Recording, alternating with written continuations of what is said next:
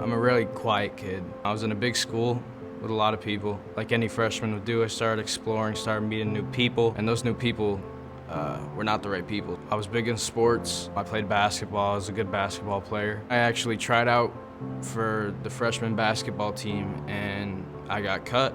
Got cut for the first time in my life, really. It was hard. I really didn't know how to take that because basketball was really what was keeping me together at the time. The reason I got cut was for my academics. I wasn't eligible.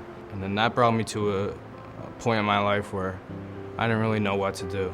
I felt like I didn't have anyone. You know, I had a whole team behind me, which was my family, but I was so lost. So I started experimenting with opiates around the age of 13. I really just thought that Peter was going through some normal 15-year-old angst during his freshman year of high school, and then started to see some other changes like sleeping all of the time. And then when he was awake, he was just not my boy, and he was angry at a lot of things.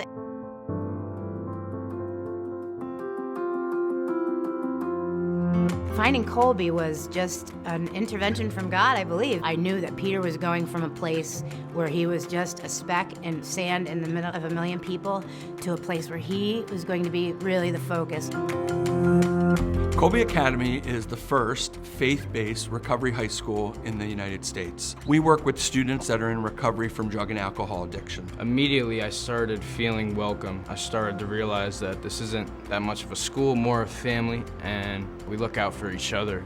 And not just the students, but everybody. Everybody in this school has a relationship together. It's a different atmosphere. Academics are top priority, but mental health and safety and caring for the child inside is really a close second. We want to give our students the typical high school experience, even though we're not the typical high school. And what that means for us is not only are they getting the educational piece, but they're getting the counseling piece. 3 days a week, individual and group counseling. They have an opportunity to not only meet with their peers, but also one-on-one with our drug and alcohol counselor. We give them opportunities to meet other people in long-term recovery, people that have already fought the fight and are continuing to fight the fight. And these are all things that we believe will help mold them and keep them on the recovery journey. Almost 90% of people that are in long-term recovery say that the most important aspect of their recovery has been some kind of faith component, a spiritual being, a higher power. And for us, we're so proud that we're the first faith-based recovery high school because not only are we helping students from an academic standpoint and emotional standpoint, but we're also helping them on a spiritual standpoint and helping them form who they are.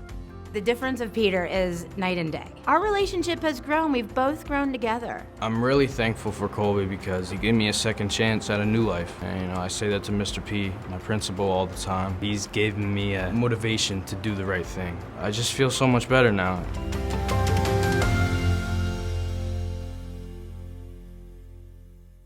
To watch more of The Peak, subscribe to our YouTube channel, like us on Facebook, and follow us on Instagram.